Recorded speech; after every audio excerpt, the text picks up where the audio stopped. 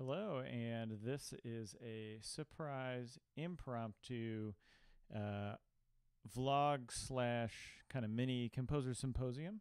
I'm John Brantingham, and hopefully you've been watching my other daily vlogs.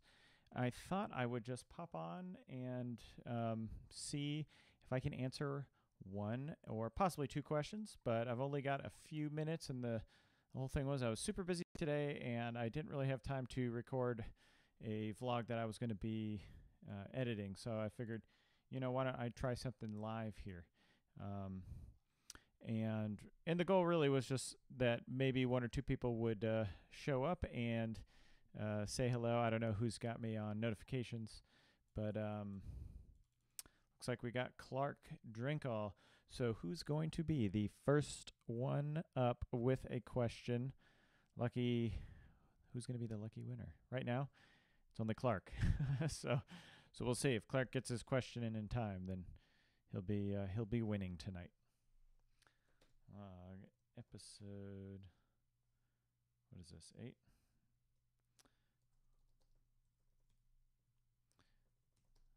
Okay, let's see. Art of Composing Daily Vlog, episode 8. I think it is episode 8.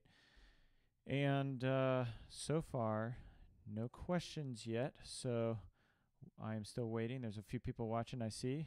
People are just waking up to their notification that I'm live. Normally, this is planned out well in advance. Here we go. Andrew Munoz. He got it in just before Clark, so he's the winner of the first question. I think I'll try to answer both real quick. So Andrew Munoz asks, could you have any advice for writing viola or second violin parts?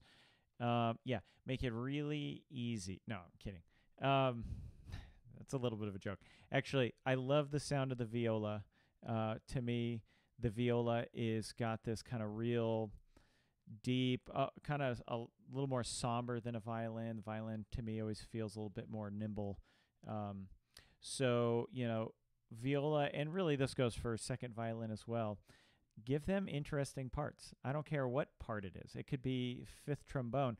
Write something worth playing, or why are you even writing it? Often, if you're just adding instruments just to make a chord bigger, then you're not really thinking it through, because you can get really big sounds with really small groups. And if you don't believe me, just listen to Mendelssohn's Octet, and sometimes it sounds like it's a full string orchestra. It's only 8 players.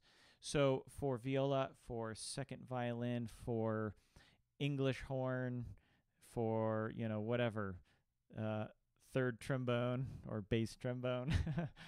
I know that's like a touchy point, but give them something fun to play, and I think they'll appreciate it. Okay, let me move on. This is from Clark. Do you think virtuosity is important? No, I do not think virtuosity is important. For most of the time, you can just work slowly and make a lot of mistakes, and then go back and correct those mistakes. For composing, at least. What is important is persistence. Just keep moving. Just keep going on, and you'll make it eventually. Whether making it has a lot of different definitions for different people. You may not be super famous, but you can be like me. I'm starting to earn a real decent living now from composing and teaching composition. So there we go. Virtuosity, not all that critical. Okay, I think this is the last question. This is K. Joanne Houston. What pieces do you think are essential to study for compositional purposes? Well, I would say anything that really gets you excited musically. And everybody's got different tastes, and it's hard to say that you have to study this Wagner piece, or you have to study this piece by Bach or whatever, because if it just is so absolutely boring for your mind that it's painful, then you're just going to probably not want to study it. So I would say, pick the composers that you like, that that are kind of well established as these are really good, high quality composers, and just pick apart one of their pieces that you really love. For me, I can't get enough of Mahler, can't get enough of Ravel, Chopin, a lot of Beethoven, a lot of Bach.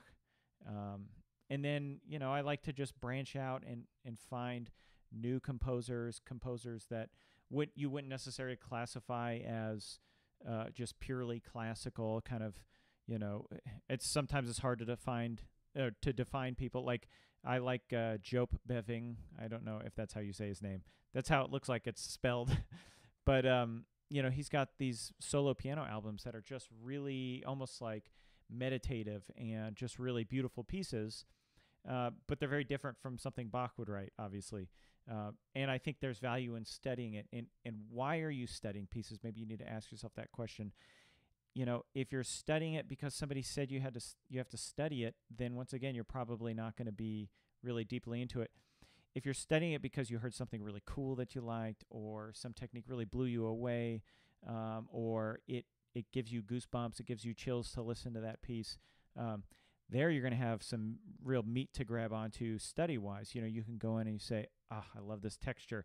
Let me open this up and find out exactly what's going on. I can think of something right now just like that with Mahler's Symphony No. 4 in the second movement. It's like a subordinate theme or something. I haven't done a full analysis of it, but there's this one texture where the strings open up real high and the clarinet comes in, da da da da da da da. I'll see if I can find a link to it, but an amazing texture when you hear it. And that's something I can go in, and if I sit there and I look at that, I know what I'm looking for and what I'm listening for. I know what actually really kind of grabs me about the texture. That's what you need to be studying for compositional purposes. Before you pick up the Rite of Spring, pick up the thing that you listened to when you were 12 years old. So, and if that's the Rite of Spring, then you've got a head start on me and everybody else. So, okay. I'm sorry I can't get to everybody's questions tonight. You tune in for the symposium on Friday evening at 5 p.m. Pacific Standard Time, and send me your questions, and I'll take a look at them. People do like to bring pieces for me to look at. So if you're prepared on Friday, you can email me the piece at that time. I don't want a million pieces in my email right now, but kind of when we start, just email it to me in the thing and say, hey, can you take a look at it? And most of the time I'll pull it up and I'll take a look. And if you're interested in all this stuff, obviously, if you're watching this, you're probably somewhat a little bit into composition. Be sure to check out my courses, because I put like a bazillion hours into making those things. They are really deep, very foundational. Everything I talk about here is really, it was refined in me in creating that course and really thinking through how does somebody sit down and actually write a piece of music when that concept is completely foreign. And I think you'll find that it doesn't have to be as scary as it sounds, and it can be messy, but it doesn't have to be completely messy in your mind. You're not just grabbing in the dark. There's lots of tools and techniques we can all use, and I use them. I use them every day. I was just writing by hand today for doing a score. So this is very classical, that kind of stuff. So either way, I got to get going. It was fun getting on live for this, the 8th episode of the Art of Composing vlog. Let me know if you're liking them too. Send me an email, or, obviously subscribe. So, okay, I will talk to you later. Bye.